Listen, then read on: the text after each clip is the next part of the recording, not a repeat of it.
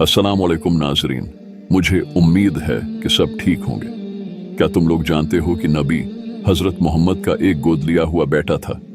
तो आइए जानते हैं कि वो कौन था, इसका नाम क्या था, इसने इस्लाम के लिए क्या किया और कब शहीद हुआ। ज़ीद बिन हारिस का नाम कुरान मजीद में आया है। इस नेक सहाबा का नाम देखने के लिए आपको सूरह अहज़ाब की तरफ जाना होगा, जो कुरान मजीद की 33वें सूरत है। अब 37वें आयत का नंबर खोलें। ये वो मकाम है जहां आप इस सहाबी के नाम को देखेंगे जो हमारे प्यारे और आखिरी नबी हजरत मोहम्मद के गोद लिए हुए बेटे होने की वजह से मशहूर है। वो हजरत खदीजा और हजरत अली के बाद इस्लाम कबूल करने वाले तीसरे शख्स थे। वो हजरत खदीजा के गुलाम हुआ करते थे और जब उन्होंने हमारे महबूब और आखिरी नबी हजरत मोहम्मद से शादी की तो उन्होंने उसे अपने शौहर को तहफे में दे दिया। हमारे महबूब और आखिरी नबी हजरत मोहम्मद ने उन्हें आज़ाद किया और अपना बेटा बनाया, और उसके बाद वो हजरत मोहम्मद के गोद लिए हुए बेटे के तौर पर मशहूर हुए।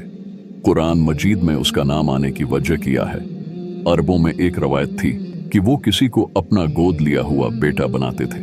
वो विरासत में शरीक होते थे और उसके साथ खून के रिश्ते की तरह बर्ताव करते थे, और इसी वजह से अल्लाह ताली इस रवायत को ख़त्म करना चाहता था।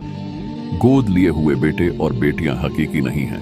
कुरान मजीद की आयत का तर्जमा है, याद करो जब तुम ऐ नबी इस शख्स से कह रहे थे जो अल्लाह की तरफ से पसंदीदा और तुम पर एहसान किया गया था, 16 बीवियों को अपने पास रखो और अल्लाह से डरो, और तुम अपने दिल में वो कुछ छिपा रहे थे जो अल्लाह जाहिर करने वाला था, और तुम लोगों से डरते थे, हालांकि अल्लाह तुमसे डरने का ज्यादा हकदार है।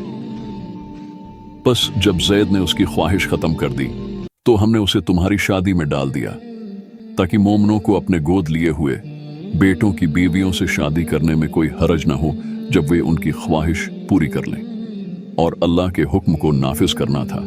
हजरत ज़ीद बिन हारिस की वफात। हजरत ज़ीद बिन हारिस ने 55 साल की उम्र में ग़ज़वा मता में वफात पाई। वो दुश्मनों के खिलाफ मुसलमानों की फौज की क़ियादत कर रहे थे। उनका मकबरा उर्दन में है।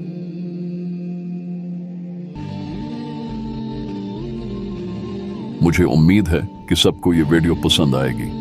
अगर आप नए हैं तो बराए मेहरबानी सब्सक्राइब करना न भूलें, और अगर आपको वीडियो पसंद आई तो लाइक बटन दबाएं।